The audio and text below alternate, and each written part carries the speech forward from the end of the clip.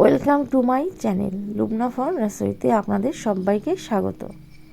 আজ আমি আপনাদের তৈরি করে দেখাবো শিমের পাতুরি। খেতে খুব সুস্বাদু লাগে। তার জন্য আমি 200 গ্রাম শিম নিয়েছি।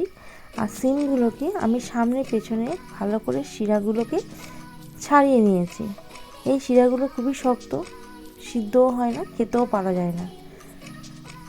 আমি কিছু ড্রাই স্পাইসেস নিয়েছি, সেটা হচ্ছে হাফ চামচ লঙ্কার গুঁড়ো, সামান্য পরিমাণে চিনি, হাফ চামচ কালো জিরে, পরিমাণ মতো লবণ, একটু হলুদ গুঁড়ো আর সর্ষে বাটা, সাদা আর কালো দুটো সর্ষে আমি বেটে নিয়েছি, একটু নুন আর একটু কাঁচা লঙ্কা দিয়ে।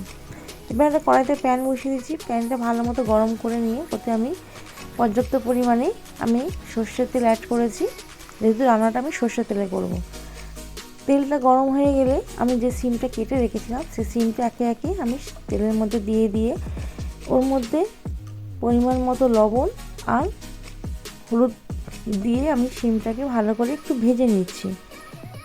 এক পিঠ ভাজা হয়ে গেলে আমি আর এক পিঠটা এরকমভাবে উল্টে দিচ্ছি,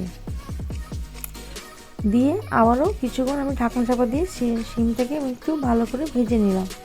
সিমটা ভাজা হয়ে গেলে আমি সিমটা এবার একটা প্লেটের মধ্যে তুলে নিচ্ছি। সিমের মধ্যে যদি কোনো পোকা থাকে সেটা দেখা আরও একটা সহজ পদ্ধতি হলো, যে কোনো আলুর উল্টো দিকে সিমটাকে ধরবেন, বাইরে থেকে বোঝা যায় যে সিমের মধ্যে পোকা আছে কি না। যে তেলের মধ্যে আমি ভেজে নিয়েছি সেখানে একটু তেল বেঁচেছিল, সেই তেলের মধ্যে আমি আর একটু তেল অ্যাড করে ফোড়ন হিসেবে দিয়ে দিলাম হাফ চামচ কালো জিরে আর একটা চিরা কাঁচা লঙ্কা।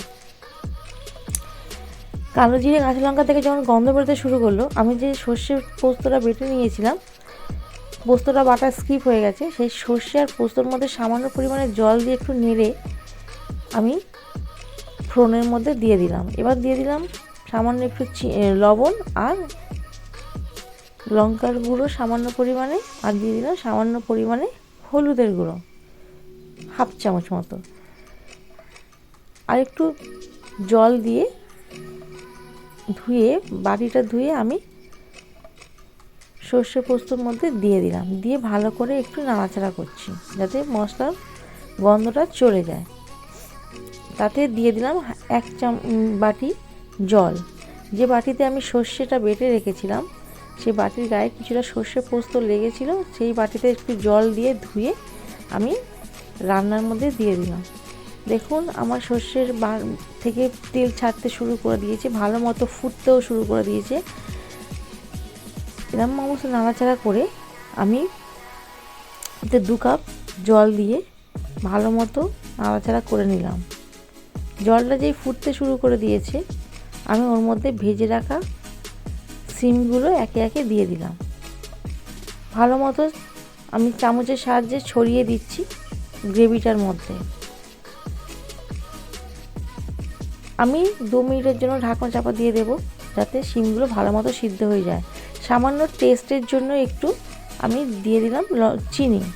2 মিনিট পর ঢাকনা খুলে দেখছি যে আমার জলটা অনেকটা শুকিয়ে এসছে।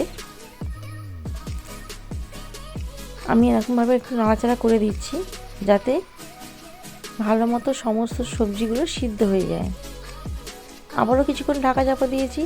দেখুন একদম আমার রান্নাটা তৈরি হয়ে গেছে, জলটা একদম শুকিয়ে গেছে, সর্ষে পোস্ত গ্রেভি একদম রেডি। এবার আমি সার্ভ করব। তার আগে উপর থেকে ছড়িয়ে দিলাম সামান্য একটু কাঁচা তেল, সর্ষের তেল। এই রান্নাটা সর্ষের তেলেই আপনারা করে খাবেন, সাদা তেলে অতটা ভালো লাগবে না। এবার আমার রান্নাটা তৈরি হয়েছে, এবার আমি তুলে নিচ্ছি, অন্য একটা পাত্রে ঢেলে নিচ্ছি। দেখুন কত সুন্দরভাবে রান্নাটা হয়ে গেল, কত সহজে অল্প উপকরণ দিয়ে খুব কম সময়ের মধ্যে একটা সুস্বাদু রান্না তৈরি হয়ে গেল। এটা সব গরম ভাতের সাথে খেয়ে দেখবেন, মাছ মাংসর প্রয়োজন লাগবে না। আপনাদের যদি আমার এই রেসিপিটা ভালো লেগে থাকে অবশ্যই আমার চ্যানেলকে সাবস্ক্রাইব করবেন, বেল আইকনটি অন করবেন, লাইক কমেন্ট এবং শেয়ার করবেন। ভিডিওটি প্রথম থেকে শেষ পর্যন্ত দেখার জন্য ধন্যবাদ।